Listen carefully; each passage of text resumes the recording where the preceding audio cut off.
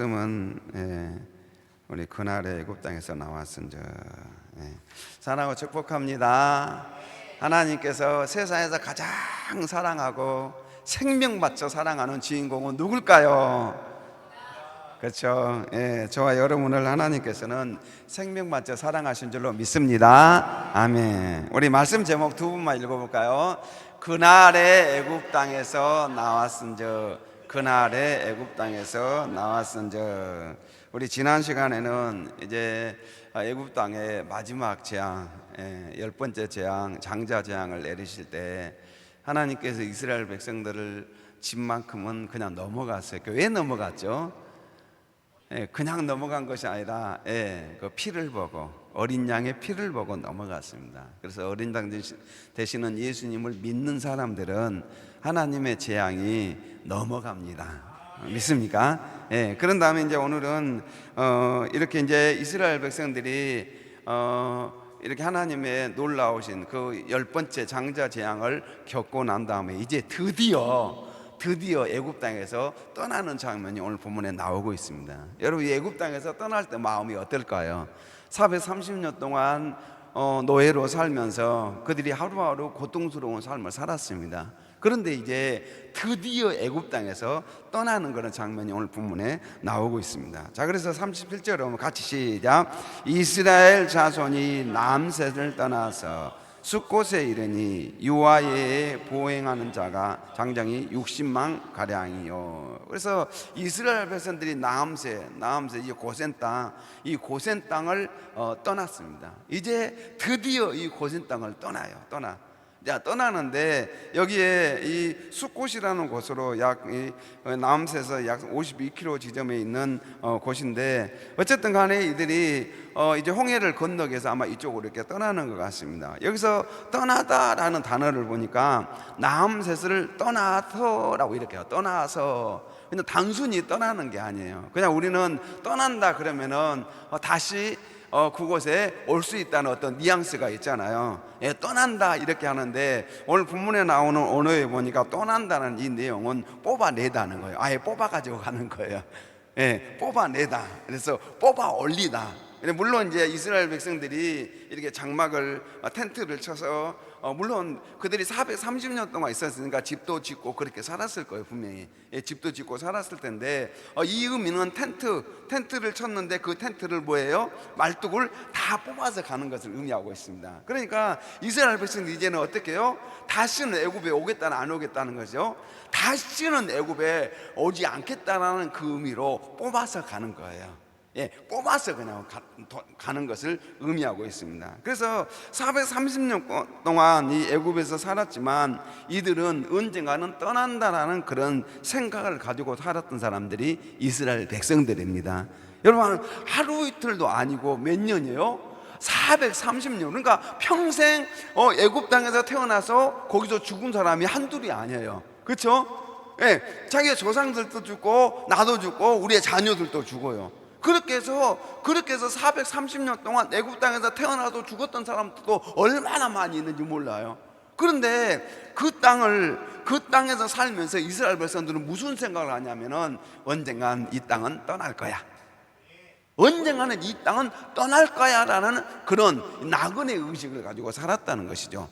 나그네 마음을 가지고 살았다는 것입니다. 그래서 우리 성도들도 마찬가지입니다. 우리 성도들의 삶도 이 땅에서의 삶은 나그네의 삶입니다. 나그네는 정착지가 따로 있어요. 그렇죠? 우리도 버스를 타고 다니지만은 그 정류소에 그냥 잠깐 있다가 가는 거죠. 그렇죠? 잠깐 있다가 가는 거예요. 거기에 그냥 말뚝 받고 계속적으로 영원히 거기에 거주하는 것이 아닙니다. 그래서 우리 성도들의 삶을 성경은 나그네라고 그렇게 이야기하고 있어요. 여러분, 이 땅에서 우리가 살고 있지만 이 땅은 언젠가나 다 떠날 잠깐 있을 정착지일 뿐입니다. 정착지예요. 정착지. 그래서 영적 가나안인 천국을 향해 떠나가는 인생이 우리 인생입니다. 그래서 우리 인생은 어떤 여건과 시련이 찾아온다 할지라도 박차고 나온 이 죄악의 삶으로 다시 돌아가서는 안 된다는 거예요. 여러분, 이스라엘 백성들이 애굽에서 이렇게 떠나는데 그들은 말뚝을 뽑아가지고 떠났어요. 다시는 가지 않겠다는 거죠. 그래서 우리가 신앙생활 시작을 했는데 다시 돌아가는 경우가 있는데 더 이상 우리 그리스도인들은 돌아가서는 안 된다는 것입니다. 그래서 이제 누가복음 9장 62절에 보면 이런 말씀으로 같이 시작. 예수께서 이르시되 손에 쟁기를 잡고 뒤를 돌아보는 자는 하나님 나라에 합당하지 아니하니라. 손에 쟁기를 잡고 뒤를 돌아보면 어떻게 되죠? 쟁기질을 해보신 분들 아마 계실 것 같아요. 이렇게 쟁기를 잡고 뒤를 돌아보면 어떻게 됩니까? 안 되죠, 그렇죠? 뒤를 돌아오면 안 돼요. 그래서 구불구불하게 되는 거죠. 그래서 쟁기를 잡고는 어떻게 해야 돼요? 앞만 보고 해야 됩니다. 우리의 표대는 예수 그리스도십니다. 그래서 오직 예수님만 바라보고 가면은 여러분 거기에 여러분의 인생의 답이 다 있습니다.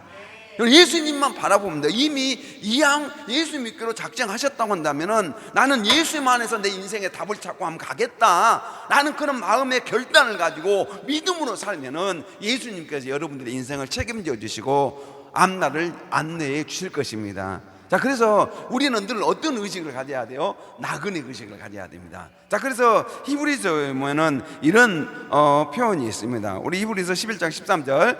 이 사람들은 다 믿음을 따라 죽었으며 약속을 받지 못하였으되 그것들을 멀리서 보고 환영하며 또 땅에서는 애국인과 나그네임을 증언하였으니. 그래서 여기에 이 믿음의 사람들의 이름들이 히브리서에 이렇게 나열이 되어 있습니다. 그런데 이 히브리서에 나오는 이 믿음의 사람들은 어떤 마음을 가지고 살았냐면은 나그네의 삶을 살았습니다. 나그네, 이 땅이 영원한 것이 아니다. 그래서 이 땅의 것을 위해서 생명을 걸고 사는 사람들이 아니라 하늘의 것을 위해서 사는 사람들이 믿음을 가진 신앙인들입니다. 여러분, 우리는 언젠가는 하나님 앞에 다 서야 될 사람들이에요. 그렇죠? 순서만 다를 뿐이지 언젠가는 다 서야 될 사람들입니다. 그때는 우리는 아무것도 가지고 가지 못해요. 다 빈손으로 가, 빈손으로. 여러분, 금덩어리를 가지고 가는 사람, 천국 가는 사람 있습니까? 아무도 없어요. 우리는 다 놓고 갑니다. 그래서 우리가 그 나라 주님 앞에 섰을 때 우리는 주님께 평가를 받게 될 거예요. 그렇죠? 주님께 평가를 받게 될 것입니다. 그래서 이 땅에서 우리가 어떻게 신앙생활하고 믿음으로 살았느냐에 따라서 주님께 우리는 평가를 받게 될 거예요. 그래서 우리는 주님 앞에 서는 그날을 생각하면서 오늘 하루를 믿음으로 살아야 될 줄로 믿습니다. 그래서 이 히브리서에 나오는 이 많은 믿음의 선지들은 늘 나그네 의식을 가지고 살았어요.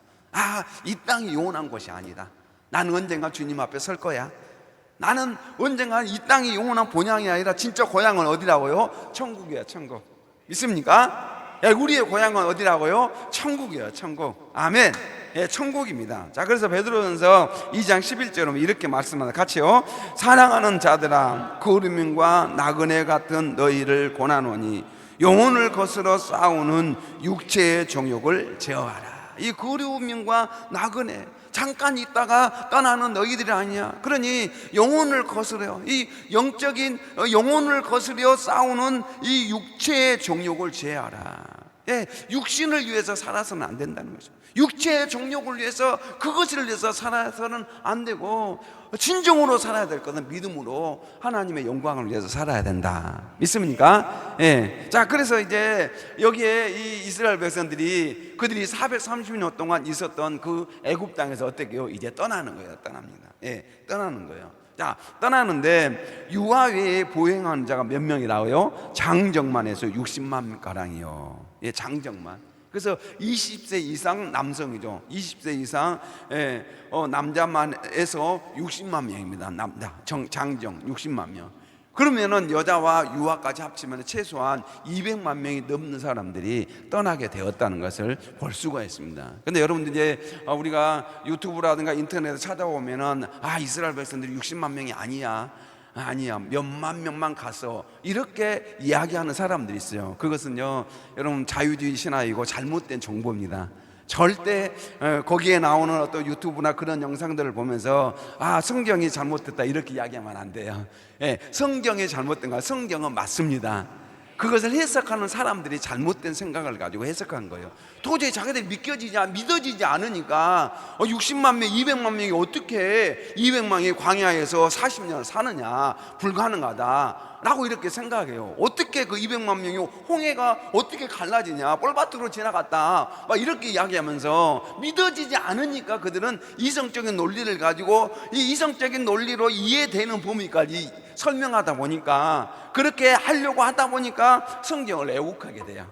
성경을 왜곡하게 돼요. 그래서요, 여러분들 그런 어떤 인터넷에 떠도는, 또 유튜브로 떠도는 그런 이야기에 우리는 귀 기울일 필요 없어요. 하나님께서 말씀으로 뭐라고 말씀하시느냐, 그것이 하나님의 말씀입니다. 믿습니까? 자, 그래서요, 이 장정만 60만 명, 그러니까 200만 명이 넘는 사람이 이렇게 떠나게 됩니다. 야곱의 후손들이 이렇게 야곱과 함께 애굽 땅에 들어갔을 때 몇 명이었습니까? 70명가량 이렇게 들어갔습니다. 70명이 들어갔는데 그들이 430년 만에 거대한 인구로 성장한 것이죠. 그래서 하나님께서 아브라함과 이삭과 야곱에게 약속하신 그 약속을 이룬 것을 볼 수가 있습니다. 하늘의 별과 같이, 바닷가의 모래같이 많은 민족이 생기리라라고 하나님께서 약속하셨는데, 그 신실하신 하나님께서 430만 년 만에 완전히 그 약속을 이루셨어요.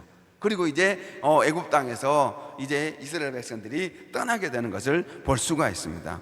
그래서 이 약속은 아브라함과 이삭과 야곱에게 하신 약속입니다. 지금도 마찬가지입니다. 지금은 이 세상에 구원받는 하나님의 백성들이 미미해 보일 수도 있습니다. 그러나 예수 그리스도께서 재림하실 때 얼마나 많은 무리냐 하면은, 요한계시록 보니까 능히 셀 수 없는 많은 무리가 그분 앞에 서서 영광을 올려드린다, 이렇게 말씀합니다. 우리 함께 요한계시록 7장 9절 한번 읽을까? 시작. 이 일 후에 내가 보니 각 나라와 족속과 백성과 방언에서 아무도 능히 셀 수 없는 큰 무리가 나와 흰옷을 입고 손에 종려가지를 들고 보호자 앞과 어린 양 앞에 서서. 그러니까요, 여러분, 요한계시록은 이제 종말에 예수님께서 재림하시는 그날이에요. 그래서 예수님께서 재림하시는 그날에 보니까 얼마나 많은 그런 사람들이 모여있냐면은, 능히 셀 수 없는 큰 무리가, 능히 셀 수 없는 큰 무리가 하나님 보좌 앞에 모여서 그 어린 양과 성부, 또 성자, 성령 하나님, 삼위 하나님을 찬양하고 있어요. 여러분, 그날이 우리는 주님 앞에 서는 그날입니다. 믿습니까? 여러분, 그날을 우리는 기대하면서 살아야 될 줄로 믿습니다. 그래서 여러분, 이 땅에서 사는 동안에 사람들과 관계가 좋아야 돼요. 여러분, 특별히 같은 믿음의 사람들, 왜 그러죠? 같이 천국에서 하나님을 찬양해야 됩니다. 그래서 서로 친하게 지나고 서로 관계가 어색하면 그 문제도 다 풀고 이제 천국에 가서 그때 만나야 되지 않겠습니까? 그래서 어떤 분이 성경을 읽다가 어떤 할머니죠, 할머니가 성경을 읽으면서 계속 뭘 외운고 했더니 성경에 나오는 이름들만 계속 읽고 암송하더래요. 그래서 목사님이 가고, 아니 권사님, 왜 성경에 다른 성경 구절도 많은데 성경에 나오는 이름들이 어려운 이름들만 막 그렇게 읽고 암송합니까? 그랬더니, 아이고 목사님, 제가 천국 가면은 여기에 이 사람도 다 만날 건데 이름이라도 한번 불러봐야 될 거 아니에요 하면서 이름을 암송하고 그렇게 하셨다는 거예요. 굉장히 그 어르신이 이렇게 믿음이 굉장한 믿음이잖아요. 천국 가면은 베드로도 만나고 모세도 만나고 야곱도 만나고 이 사람들만 알잖아요, 우리는. 그런데 이제 그 외에도 이름이 얼마나 많이 몰라요. 그 사람들의 이름들이 얼마나 많이 몰라요. 여러분, 그래서 우리가 천국 가서 만날 그 수많은 영혼들, 그래서 여기에 보니까 능히 셀 수 없는 큰 무리라 이렇게 말씀합니다. 여러분, 그래서요, 우리 기독교가 이렇게 성장하지 않는가, 좀 그렇지 않아요. 지금까지 계속 또 하나님 역사하셨고, 그날 주님이 재림하실 날은요, 능히 셀 수 없는 큰 무리와 함께 하나님을 찬송하게 될 줄로 믿습니다. 자, 그래서 이제 수많은 잡족과 또 양과 소와 심이 많은 가축이 그들과 함께 했다라고 이렇게 말씀합니다. 그래서 수많은 잡족, 이스라엘 백성들, 그 백성들, 본토 그 백성들 뿐만 아니라 거기에 잡족이라고 잡족이라고 나와 있습니다. 잡족과 양과 소와 심이 많은 가축. 그래서 여기에 잡족은 생물학적으로 이스라엘 백성이 된 것이 아니라 요 하나님을 믿는 신앙으로 개종한 사람들을 가리키고 있습니다. 아마 애굽에서 하나님을 믿기로 결심한 사람들이라든가 또 셈족들, 그래서 그 주변에 있던 그 셈족들도 내 하나님을 믿겠다 결심한 그런 사람들, 그래서 그 결심한 사람들과 함께 그들이 출애굽하게 되는 것이죠. 예, 함께 출애굽하게 됩니다. 그래서 허물과 죄로 죽었던 우리를 하나님께서 부르사 예수 그리스도의 보혈의 공로를 믿어 영적 출애굽에 동참하게 하셨습니다. 믿습니까? 그래서 우리를 하나님의 백성으로 삼아 주셨어요. 믿습니까? 그래서 여러분, 우리가 이렇게 예수님을 믿어 하나님의 자녀가 된 것이 영광이고 큰 축복인 줄로 믿습니다. 자, 그래서 이제 그들이 애굽으로부터 가지고 나온 발교되지 못한 이 반죽 무교병, 이 무교병을 구워가지고 또 구웠으니 이는 그들이 애굽에서 쫓겨남으로 지체할 수 없었다, 이렇게 이야기합니다. 그래서 아무 양식도 준비했어요. 그러니까 무교병을 준비해가지고 그들이 떠나게 됩니다. 그래서 이 무교병, 이 누룩을 넣지 않냐는 그 밀가루 반죽이지 않습니까? 그것을 구우면 어떠죠? 딱딱하지 않습니까? 딱딱해, 아주 딱딱해요. 딱딱한데 그것을 구워가지고 그들이 먹게 되는데 왜 이렇게 무교병을 먹게 되는가? 또 왜 무교제를 지켜야 되는가? 그래서 신명기 16장 3절에 보니까 유교병을 그것과 함께 먹지 말고 이래 동안은 무교병과 곧 고난의 떡을 그것과 함께 먹으라. 그래서 이 고난의 떡을 그것과 함께 먹으라. 왜 무교병을 먹어야 되는가? 이 고난의 떡을 먹어야 되는가? 그래서 이 애굽에 살았을 때 그 삶을 너희들 한번 생각해라, 기억해라 라고 이렇게 말씀을 하고 있습니다. 그래서 이 고난의 떡인 무교병과 어린 양의 피는 예수 그리스도의 십자가의 고난과 그 십자가에서 흘리신 피를 상징하고 있습니다. 자, 그래서요 여러분, 이 무교병, 그래서 우리는 고난 주간을 지키지 않습니까? 그래서 항상 우리는 예수님의 십자가를 기억해야 돼요. 예, 어제 우리 이제 중고등학생들과 함께 영화를 보러 갔어요. 그래서 왕 중의 왕. 그래서 우리 성도님들을 이 영화를 꼭 보셔야 되겠어요. 한번 교회에서 이제 얼마 있지 않으면 곧 영화관에서 닫을 것 같은데 너무 좋았어요. 예, 완전히 예수님에 대한 이야기인데 완전 성경 자체를 양해해 줬어요. 성경 자체를 굉장히 복음적으로. 그래서 그 영화를 우리 성도님들 함께 같이 한번 가서 봤으면 좋겠어요. 우리 학생들이, 나 처음 교회에 나온 학생들이 한 4-5명이나 되는데도 그 학생들 잘 보더라고요. 예, 그래서 왕 중의 왕, 진정한 왕은 예수 그리스도시다.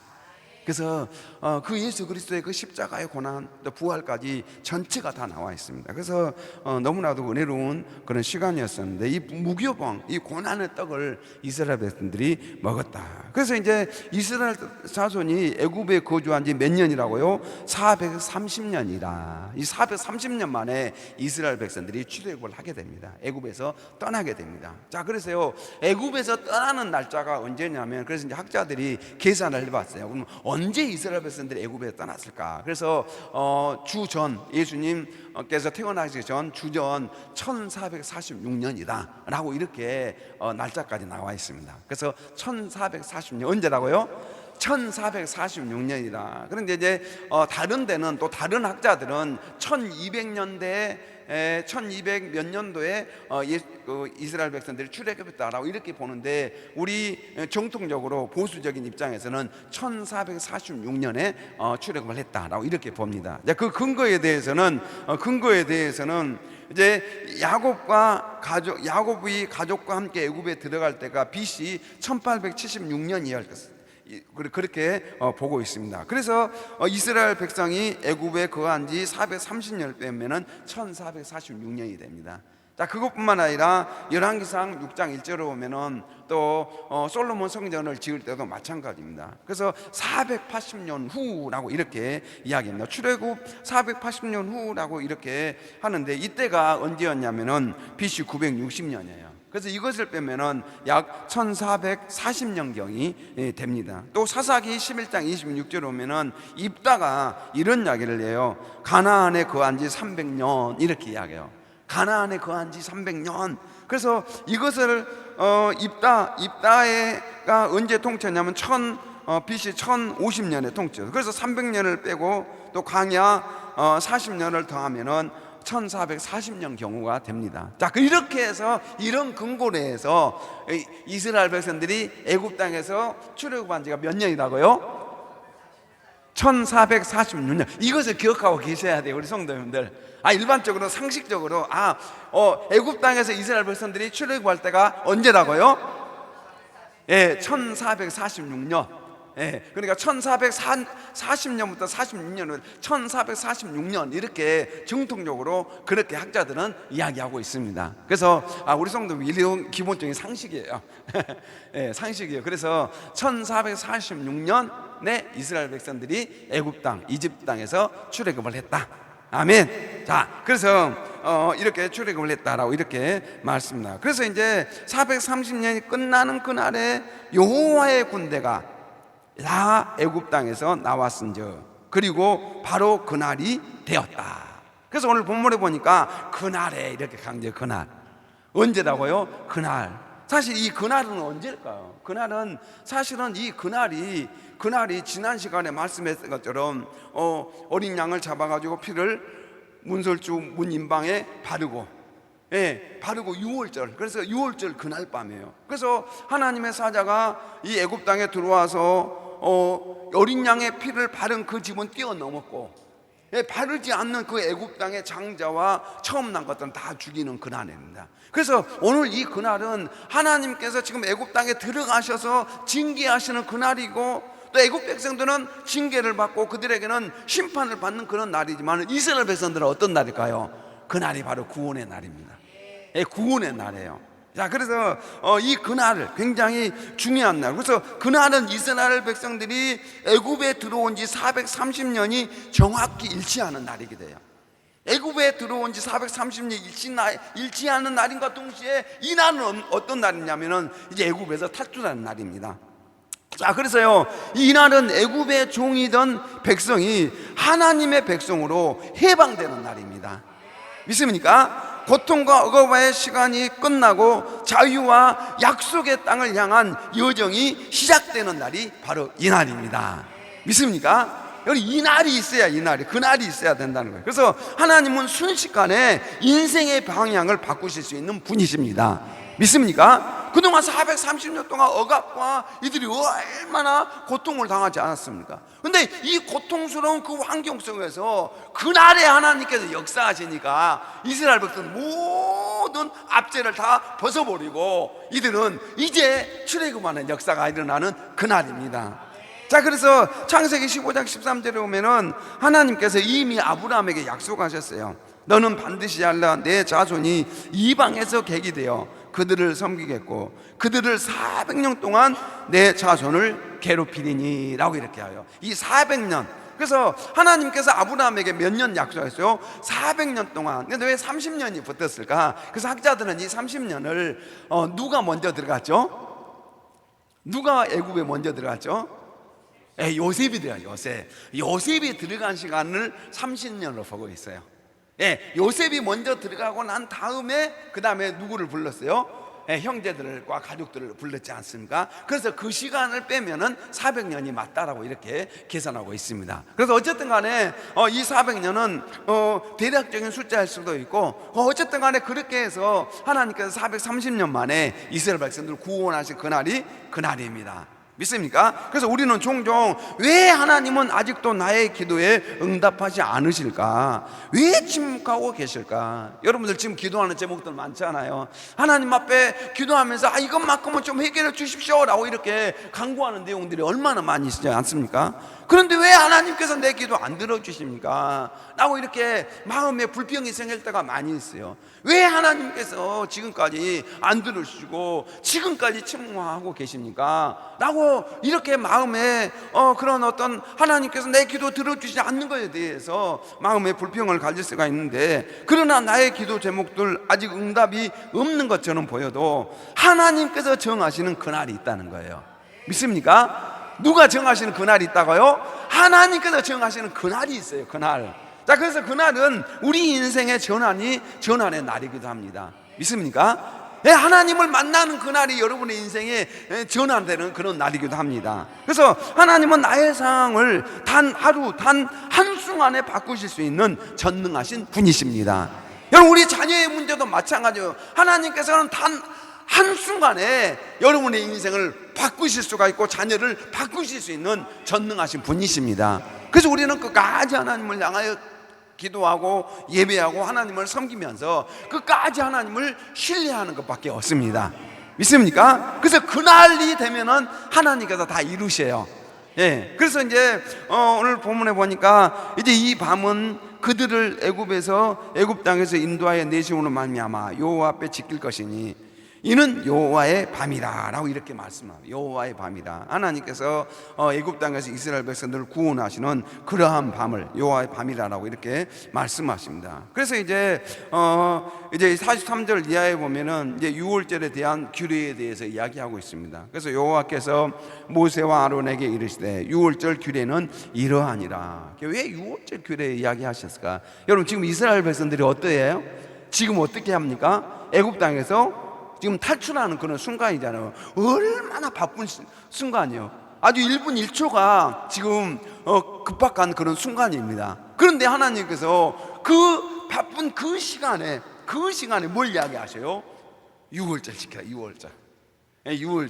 유월절 규례는 이러하니라. 이렇게 하나님은 여유롭게 유월절 규례에 대해서 이야기하셔요. 여러분, 이 급박할 때 지금 이스라엘 백성들을 향하여서 하나님께서 너희들 허리에 띠를 메고 너희들 급하게 떠나가라고 이렇게 그 떠나는 그런 찰나에 뭐 하시냐면은 하나님께서 유월절 규례 지켜라 이렇게 말씀하셔요. 유월절이 얼마나 중요하길래 하나님께서 떠나는 그 찰나에 너희 유월절 규례 꼭 지켜, 자녀들 대대로 지켜 라고 하면서 유월절 규례에 대해서 말씀하고, 유월절이라는 말이 뭐라겠죠? 유월절이라는 뜻이 넘어가다. 하나님께서 심판하실 때 어린 양의 피가 발라진 그 집을 넘어가. 그래서 어린 양 되시는 예수 그리스도를 상징하잖아요. 그래서 예수 그리스도를 믿는 그 믿음을 가진 사람들은 하나님의 이 심판의 재앙이 넘어갑니다. 그래서 하나님께서 유월절을 얼마나 귀하게 여기시는지 몰라요. 그 유월절은 신약의 예수님의 십자가잖아요. 예수님의 십자가. 그 십자가 사건이 너무나도 중요하기에 그래서 우리 성도님들 교회에 오실 때마다 항상 예수님의 십자가를 바라보고 오셔야 돼요. 예수님의 십자가, 그 십자가 아니면 우리는 하나님 앞에 감히 설 수가 없습니다. 하나님을 아버지라 부를 수도 없고 하나님 앞에 기도할 수도 없어요. 이 십자가의 은혜 때문에 우리가 이 자리에서 하나님을 아버지라 부르고 하나님 앞에 우리의 소원을 아뢰기도 하고, 여러분, 그렇게 사는 거죠. 그러니까 이 십자가가 우리의 죄를 깨끗이 용서한 그런 통로예요. 그래서 우리는 이 십자가, 그래서 하나님께서는 유월절 규정에 대해서 그렇게 중요하게 여기세요. 그 바쁜 시간에도 너희들 유월절 지켜 이렇게 말씀하고 계십니다. 자, 그래서 또 뿐만 아니라 이 유월절은 각 사람이 돈으로 산 종, 또 돈으로 산 종도 결국은 유월절을 지켜야 된다. 그 할례를 받은 후에 지켜라 라고 그렇게 말씀을 하고 있습니다. 그래서 유월절은 이렇게 돈으로 산 종, 또 할례를 받는 자. 그래서 로마서 보면 이 할례에 대해서 이야기하고 있습니다. 같이 한번 읽고 시작. 오직 이면적 유대인이 유대인이며 할례는 마음에 할지니 영에 있고 율법 조문에 있지 아니한 것이라. 그 칭찬이 사람에게서가 아니요 다만 하나님께서니라. 그래서 할례는 마음에 하라. 마음에 할례한다는 것은 마음으로 예수님을 믿어야 되는 것이죠. 마음으로 예수님 믿고 거듭나는 것이 진정한 영적인 할례라는 것입니다. 믿습니까? 그래서 예수님을 마음으로 믿는 사람은 영적 이스라엘이에요. 믿습니까? 그래서 우리는 출애굽한 거예요. 믿습니까? 자, 그래서 요한복음 1장 12절 같이 시작. 영접하는 자 곧 그 이름을 믿는 자들에게는 하나님의 자녀가 되는 권세를 주셨으니. 아멘. 그래서 예수님의 이름을 믿는 자들은 누구의 자녀가 되는 권세예요? 하나님의 자녀가 되는 권세입니다. 여러분, 저와 여러분들이 예수님을 믿은 줄로 믿습니다. 그런다면 여러분들 누구의 자녀입니까? 하나님의 자녀입니다. 믿습니까? 천지를 창조하신, 또 만물을 주관하신 그 하나님이 내 아버지시에요. 그래서 여러분들 그냥 어떤 인생에 문제가 있어도 아버지 부르시면은 아버지께서 해결해 주십니다. 믿습니까? 자, 그래서 이제 이렇게 마음으로 할례 받는 자, 그 사람이 영적 이스라엘입니다. 자, 그래서 이제 골로새에 보면은 이렇게 말씀합니다. 골로새서 2장 12절, 우리 12절 읽겠습니다. 너희가 시작. 너희가 세례로 그리스도와 함께 장사되고 또 죽은 자들 가운데서 그를 일으키신 하나님의 역사를 믿음으로 말미암아 그 안에서 함께 일으키심을 받았느니라. 그래서 하나님을 믿음으로 말미암아 우리가 일으키심을 받았다라고 이렇게 말씀합니다. 그래서 우리는 예수 그리스도를 믿는 이 믿음, 하나님을 믿는 이 믿음으로 말미암아 우리에게 새 생명이 들어온 줄로 믿습니다.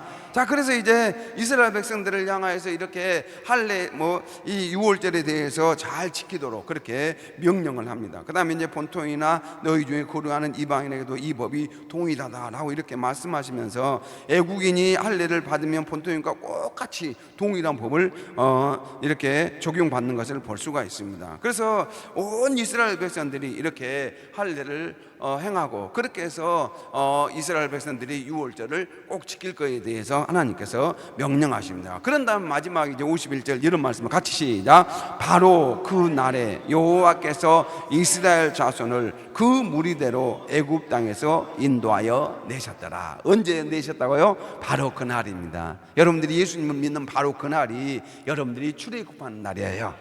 예수를 믿는 바로 그날이, 그 순간이 여러분들이 영원히 하나님의 자녀가 되는 놀라운 순간입니다. 그래서 그날이 거듭나는 순간이에요. 그래서 여러분들 우리가 이렇게 바로 그날, 우리 인생의 바로 그날이 얼마나 중요한지 모릅니다. 그래서 바로 그날에 하나님의 시간표와 인간의 시간표가 다름을 보여주고 있습니다. 그래서 하나님은 430년이라는 긴 세월 동안 침묵하시는 것처럼 보였지만은 정확한 때에 약속을 이루셨습니다. 그래서요, 출애굽 사건은 우연도 인간의 능력도 아닌 하나님의 주권적인 역사입니다. 그래서 하나님의 주권적인 역사예요. 그래서 여호와께서 인도하여 내셨더라. 그래서 이 모든 구원의 주체는 누구예요? 하나님이십니다. 여러분, 내가 예수님을 믿어서 구원받은 것이 아니라 하나님께서 나에게 믿음을 주시고 하나님께서 나를 구원해 주셨습니다. 그래서요, 여러분, 우리 인생의, 우리 영혼의 구원의 주체는 하나님이세요. 그래서 우리 구원은요, 안전합니다. 안전해요. 그러니까 만약에 내가 신앙생활 잘해서 구원받아야 되겠다 이렇게 하면은 여러분, 이 구원이 안전할까요? 불안전할까요? 내가 그러면 제대로 신앙생활 못하면 어떻게 될까요? 그날은 그날은 천국 못 가고 지옥 가는 날이고, 내가 신앙생활 잘하면 그날은 어때죠? 그날은 천국 가 있어. 야, 그래도 내가 예배 잘 드렸어. 그래서 천국 가. 근데 이제 신앙생활 제대로 못하면은 이렇게 하고 내가 천국 가겠나? 나 지옥 떨어지지 않을까? 이런 생각을 합니다. 이것이 바로 이 신앙의 어떤 구원의 주체가 자기 자신일 때 그런 현상이 일어나요. 그러나 우리의 구원의 주체는요, 내 자신이 아니라 누구예요? 하나님이십니다. 하나님이 우리 주 예수 그리스도이십니다. 그래서 전적으로 하나님께서 저와 여러분들을 사랑하셔서 이렇게 예배당에 와서 하나님을 예배하고 하나님을 섬기게 하신 거예요. 믿습니까? 그렇기 때문에 우리의 구원의 주체가 하나님이기 때문에 우리의 구원은 완전합니다. 여러분들 전혀 두려워할 필요 없어요. 내가 조금 실수하고 신앙생활 제대로 못하더라도 우리의 영혼은 하나님이 책임져 주십니다. 물론 우리가 신앙생활 열심히 해야 되겠죠. 열심히 해야 되겠죠. 그렇죠. 그래서 우리는 우리의 구원의 주체는 하나님입니다. 그래서 나의 인생도 교회의 사명도 하나님의 손에 달려 있습니다. 그분의 때에 반드시 이루어집니다. 자, 그래서 마가복음 1장 15절에 오면은 예수님께서 이 땅에 오셔서 우리를 구원하신 것도 바로 하나님의 때입니다. 자, 우리 함께 같이 읽어 시작. 이르시되 때가 찼고 하나님의 나라가 가까이 왔으니 회개하고 복음을 믿으라. 그래서 이 때가 찼고 하나님의 나라가 가까이 왔으니, 그래서 예수님께서 오시는 그날이 바로 그날이에요. 예수님께서 오셔서 십자가를 지시는 그날이 바로 구원의 날입니다. 믿습니까? 바로 그날입니다. 바로 그날. 그래서 여기서 때가, 하나님의 구원의 역사가 예수 그리스도를 통해 성취되는 순간을 의미하고 있습니다. 예수 그리스도를 통해 성취되는 그 순간, 바로 그때예요. 그때. 믿습니까? 바로 그때. 여러분들이 예수님을 만나는 바로 그때, 믿습니까? 자, 그래서 우리 각자의 삶에도 때가 있습니다. 믿습니까? 어느 목욕탕 앞에 있으니까 다 누구든지 다 때가 있다 이렇게 이야기하는데 그 때가 아니에요. 누구든지 때가 그 때가 아니고 우리 사람들 다 하나님의 때가 있습니다. 자, 그래서 우리 전도서 3장 있다. 시작. 범사에 기한이 있고 천하만사가 다 때가 있나니. 믿습니까? 천하만사가 다 때가 있어요. 여러분 너무 마음 조급하게 생각하지 마시고 하나님의 때를 기다리셔야 됩니다. 여러분이 하나님의 때를 기다리면서 묵묵히 여러분들이 신앙생활 잘하다가 또 기도하고 그렇게 믿음으로 살면은 하나님의 때, 하나님께서 저와 여러분들의 기도를 들으시고 여러분들의 가정을 회복해 주실 줄로 믿습니다. 그래서 우리는 그날을 기대하는 거예요. 그래서 디도서 2장 11절에 보면 같이 시작. 모든 사람에게 구원을 주시는 하나님의 은혜가 나타나. 그래서 이 구원도 마찬가지예요. 하나님의 때, 그날, 바로 그날에 우리에게 구원이, 하나님의 은혜가 임하는 그날이 바로 우리가 구원이 임하는 그날입니다. 자, 그래서 고린도 후서 6장에 보니까 이르시되 내가 은혜 베풀 때 너에게 듣고 구원의 날에 너를 도왔다 하셨으므로 보라 지금이 은혜 받을 만한 때요 보라 지금이 구원의 날이로다. 그래서 지금이 구원을 받을 수 있는 그때라는 거죠. 지금이 은혜 받을 수 있는 그때입니다.